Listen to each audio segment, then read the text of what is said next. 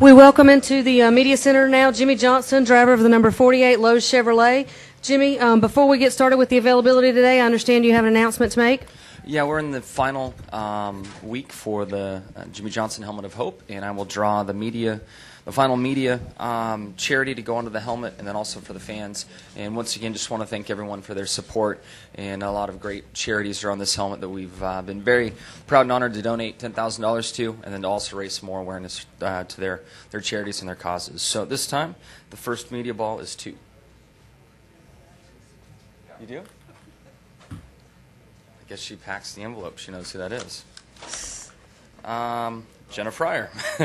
A Child's Place works to erase the impact of homelessness on children and their education. So A Child's Place is the charity that Jenna nominated. And for the fans, number 8.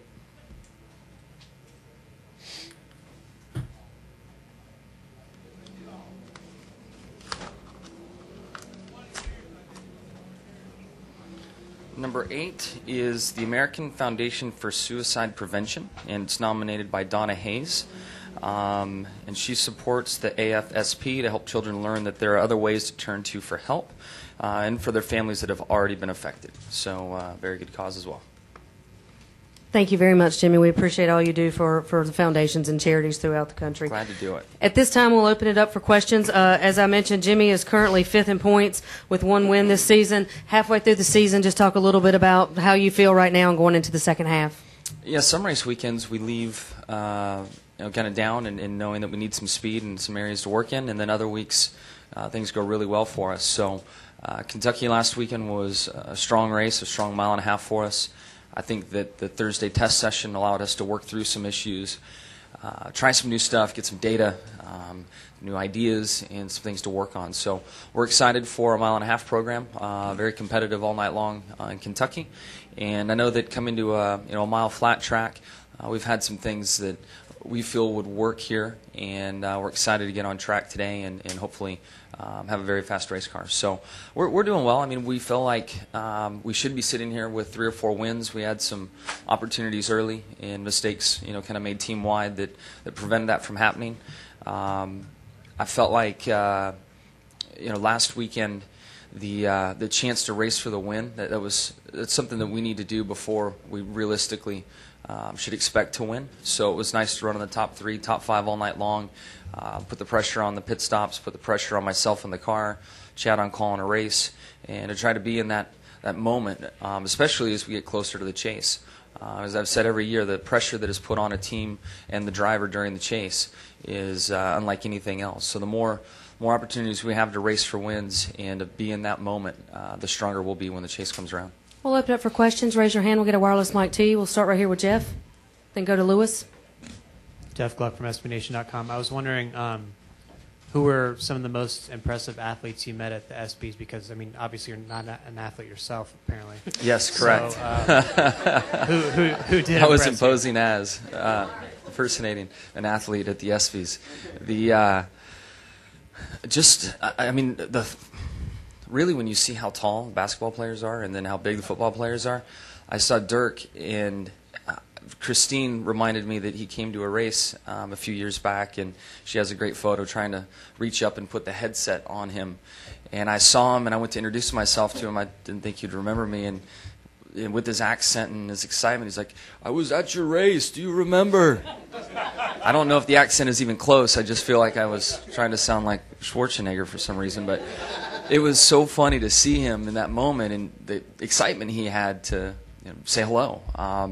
And just the event in general was really cool on that front. And I feel like I went in 06, 05, 06, or somewhere in there. And I was shocked then that people throughout sports knew of NASCAR. And then to go back this year to see the reception and the interaction sports-wide was amazing. But some big dudes, playing other sports. And Ray Allen, I thought, when you see him on the court next to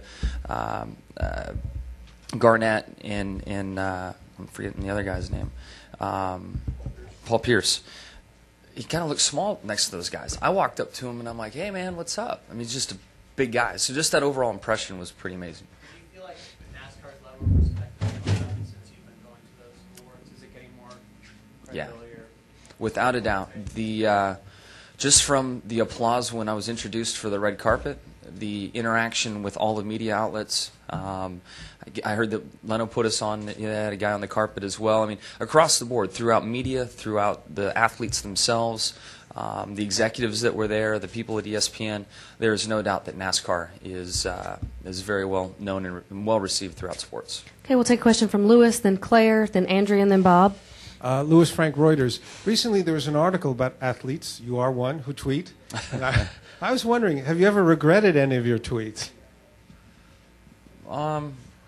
Not necessarily what was in the tweet, but one, I can't spell worth a damn, and two, I don't proofread often enough. And there have been plenty of responses back that, and I guess the most recent one, whoever the guy that plays for the Seattle Seahawks that thinks drivers aren't athletes, I misspelled his name wrong to send back, but fortunately the fans got involved and took out the extra E that I put in and made sure that it made it to his phone, I guess. Claire? Claire B. Lang, Sirius XM NASCAR Radio. You know, I think when fans look up and see you at that event, I think they're glad there's representation there. When you read a tweet from Golden Tate, the Seahawks, does that offend you in a way? And do you feel like that will ever change, or you can change it? You know, when you see your photo up on the big screen, you know, the image with the other athletes, do you think you can change that? And did the tweet kind of make you mad? I think as a race car driver, that is something we have fought all along. So it wasn't anything new. I didn't take great offense to it. I took great pride in watching our sport and all the motorsports fans out there express themselves and share, their thoughts. So that was really cool. But it's something we've fought for a long time. And if you go back to Bill France and his vision, and the reason I bring this up is because when I won Male Athlete of the Year, the AP Male Athlete of the Year, I got a letter from Jim France, a handwritten letter telling me how important it was to his father and to his grandfather that drivers would be considered as athletes someday. So it's been around for a long time, and I feel that through the success I've had and some of the opportunities I've had and also some of the awards I've won, that we've helped dispel that. And it didn't bother me, but I took great pride in seeing our NASCAR nation kind of put him in place. And as you watch his timeline, he quickly has changed his song and dance and is now saying he respects the NASCAR group. So good job, everyone. Andrea? Andrea Pelkey, ESPN. Jimmie, why do you think this topic keeps coming up? And what do you think the perception is of driving as a sport is amongst the greater athletes, not the select few that tweet? Well, I think that it's easy to make a comment when you don't know. And I think that in a lot of situations, people haven't been to a race, haven't been close enough to our sport to understand what takes place here. There's also a misconception of what a race shop looks like, and we take folks into Hendrick Motorsports and show them around, and they thought that we were working out behind a gas station and working on our race cars. So there's just an education process that has to take place across a lot of medians, and through sports, I'm excited to see top athletes come in and see what we do, and also go for rides in cars and be around. And when they do, they're our best advocates. They're out there telling the story. And the one I think of most recently is Mark Sanchez.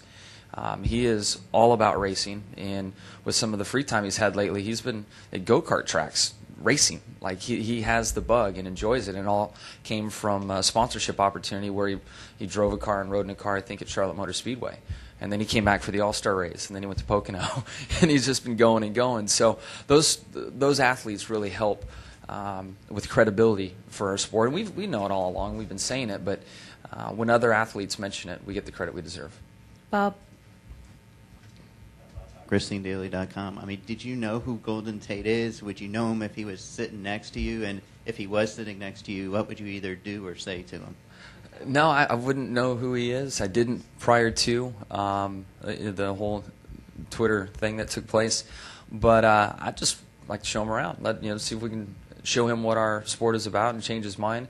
And then there might be other athletes out there that think the same, and they're all welcome to come out. I know we'd all love to host them and show them around. So I have no hard feelings. I mean, everybody has an opinion.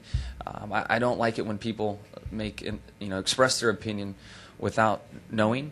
So if he comes and finds that we're not athletes and has a different opinion if he was to attend a race, that's fine. Everybody's entitled to their own opinion. Mike. Mike Muller, MikeMuller.net. The championship picture, regardless of all the hype, looks like it's pretty much narrowing down to a handful of people. And we're looking at the weaknesses all you guys have. With you, it's Chad and the pit crew, and I don't know what's going on there. But Kyle Busch is the guy that we're all looking at. He's been a great driver for so many years, but he has some kind of fatal flaw when it comes to the championship race. Is this the year? Can you sense any change in we know that Kevin Harvick rattled his cage, and you know how Childress likes to do that with people. Do you sense that Kyle Busch is finally a championship caliber driver for you? He's always been, in my opinion, and weird things out of his own doing or just bad luck or whatever it is have come into play in the chase. I still, at this point, do not see a clear favorite. Kyle won last week, so he's probably top of mind for a lot of people. He's moved up in the points and has had some good races, but I still haven't seen a dominant car or driver out there this year. So I still believe it's anyone's championship. And then, it's still a couple months away, 7 races away or whatever it is, and a lot can change between now and then, good and bad for all teams. So I think it's going to be a very difficult chase to predict. Final question for Jimmie. Jimmie, just based on your success here, what does it take to have a successful run on this track? Track position is key in making sure that pitch strategy is right. This track is very low on tire wear. And fuel mileage is really important. For whatever reason, as tough as it is to drive a COT around here, and as tight as the racing groove is, we don't end up with a lot of cautions. So you don't have a lot of opportunities to work on the car. So make a long story short, it all starts today. A good qualifying position is the start of a good weekend, and we hope to do that today. Jimmie, thank you very much. Good luck this weekend.